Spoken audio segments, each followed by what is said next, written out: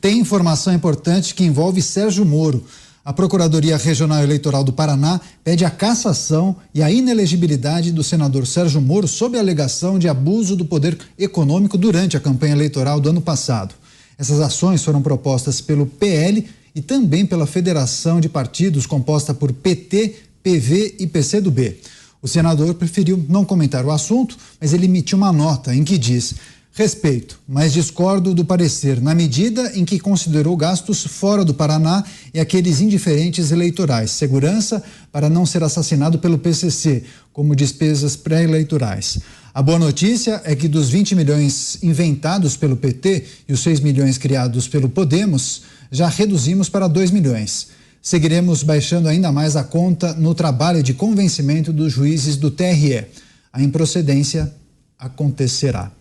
Vamos girar com os nossos comentaristas. José Maria Trindade. Zé Maria, como avaliou esse parecer do Tribunal Regional Eleitoral do Paraná, Procuradoria Regional pedindo a cassação e a inelegibilidade do senador Sérgio Moro, e a resposta dele? Já algum tipo de projeção, previsão? O que se fala em Brasília? Se eu tivesse que titular um livro assim, Daniel, seria A Estranha História de Moro, de juiz a senador. É muito estranho. Primeiro, assim, a pré-campanha. O Podemos gastou uma nota para lançar a candidatura de Sérgio Moro. Uma nota, gastou muito. Fez um trabalho muito grande de publicidade, de painéis, alugou um ambiente aqui e lançou a pré-campanha de Sérgio Moro à presidência da República. Um dos inventores do Sérgio Moro político foi o então senador Álvaro Dias. Sérgio Moro não só desiste da pré-candidatura à presidência da República, como sai do Podemos e vai lá e entra na campanha eleitoral contra Álvaro Dias, que o levou para a política e foi eleito, né? Esse debate, ele se torna muito interessante, porque eu gosto de falar isso, porque eu estou acostumado a ver aqui deputados e senadores que tomam decisões e aprovam projetos e depois eles são punidos pelos projetos que eles aprovaram, né? Eu cito vários, mas só um aqui, o PT, a Dilma, que aprovou aquela história de delação premiada e foi o grande combustível para a Lava Jato, que detonou vários petistas e também de outros partidos, né? Essa é a realidade. Mas neste caso aí, a gente vê claramente que o termo cassação está virando moda e banalizado. Eu não gosto disso, porque quando se caça um senador, quer você goste ou não dele, você vai caçar os votos dele, né? Milhões de votos. Você não está caçando o senador, você está caçando a representação política daqueles votos. Então você tem que se pensar muito. E esse debate é sobre a pré-campanha. Pré-campanha. O que aconteceu antes de se registrar a candidatura?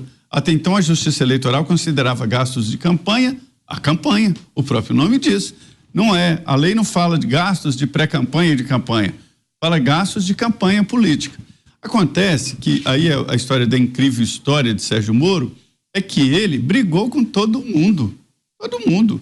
Sérgio Moro brigou com o governo do ex-presidente Jair Bolsonaro, brigou com o Podemos, já tinha brigado com o PT e brigou com todo mundo e criou um ambiente muito hostil a ele.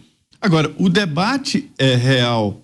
Se for caçar o Sérgio Moro por gastos na pré-campanha, a fila é muito grande e tem que ver o que vai acontecer daqui para frente, né? Quer dizer, senhores deputados e senadores, atenção pelo que vai acontecer com a história da pré-campanha, que oficialmente não existe para a Justiça Eleitoral. É isso, o Ministério Público Eleitoral do Paraná deu um parecer favorável à cassação do senador Sérgio Moro por abuso de poder econômico. Você, Roberto Mota, chama atenção, né, Mota, que foi uma ação proposta por PT e outros partidos de esquerda e também o PL. Como eu já comentei aqui, Daniel, eu já fui candidato 2 vezes. É impossível para um candidato entender, dominar, seguir 100% do que mandam as regras eleitorais. Quem acha as leis brasileiras complicadas nunca viu a legislação eleitoral. Então, todos os candidatos são, de uma certa forma, reféns, porque é sempre possível encontrar alguma coisa errada, ou na prestação de contas, ou no tamanho da propaganda eleitoral, porque o seu panfleto deveria ter 7 por 14,5 centímetros, mas o seu panfleto tem 7 por 15 centímetros. Então, você violou aqui essa regulamentação da justiça eleitoral, né? Então, a gente não pode perder isso de perspectiva. Agora, existe neste caso do Sérgio Moro, esquecendo-se todas as outras considerações, que são muitas, né? Porque o Sérgio Moro traz uma história com ele desde do momento em que ele era juiz da Lava Jato até hoje, cheia de episódios que chamam a atenção. Mas vamos colocar isso tudo de lado e vamos observar só a questão que está em discussão aqui. O Sérgio Moro começou com uma campanha a presidente da República. O teto de gastos para uma campanha a presidente da República é por volta de 90 milhões de reais, se eu não me engano. Depois de passado algum tempo, ele mudou de partido e passou a concorrer ao Senado. O teto de gastos para uma campanha ao Senado é de 4,5 milhões de reais. Então, alguém que se lança candidato à presidência da República tem, naturalmente, uma projeção enorme. E, tendo esse teto de gastos mais alto, pode utilizar desta vantagem para conseguir mais espaço na mídia, para conseguir realizar mais eventos. E aí é isso que está em questão nesse processo. Se essa primeira parte da campanha do Sérgio Moro, quando ele era candidato a presidente, se isso deu para ele uma vantagem sobre os seus concorrentes na disputa para o Senado. E se essa vantagem caracteriza uma violação da lei. Exatamente. Você, Cristiano Beraldo, também quero pedir sua análise. A principal acusação, como bem destacou agora o Roberto Mota de forma bem didática, é que Sérgio Moro acabou usufruindo de verba e exposição em duas siglas distintas, no caso Podemos e União Brasil, e também em candidaturas distintas, né? Presidência da República, quando então pré-candidato à presidência, e também Senado Federal, que acabou lhe conferindo vantagem indevida em relação aos demais candidatos. Que avaliação é possível fazer desse processo e também do parecer do Ministério Público Eleitoral do Paraná? Não, só primeiro fazer um ajuste, Mota, no que você falou, porque não é que ele foi candidato a presidente da República e depois candidato ao Senado. Ele foi pré-candidato a presidente da República e depois se tornou candidato ao Senado pelo Paraná. Nesse contexto, quantos e quantos casos a gente vê de pessoas que se lançam? Temos, por exemplo, aí no Rio de Janeiro do Mota, um candidato, deputado federal Ramagem, que está colocado aí como candidato a prefeito. Ele tem obrigação de ser candidato a prefeito? Não, ele não tem. Mas, obviamente, o partido dele vai fazer todos os esforços, inclusive fazer eventos para que ele ganhe visibilidade, para que ele possa ver a viabilidade dele como candidato, saber se ele tem condição de ganhar uma eleição, de disputar para ganhar. Isso é do jogo eleitoral. A pré-campanha existe para isso. E se não há regulamentação de gastos de pré-campanha, podemos até discutir isso.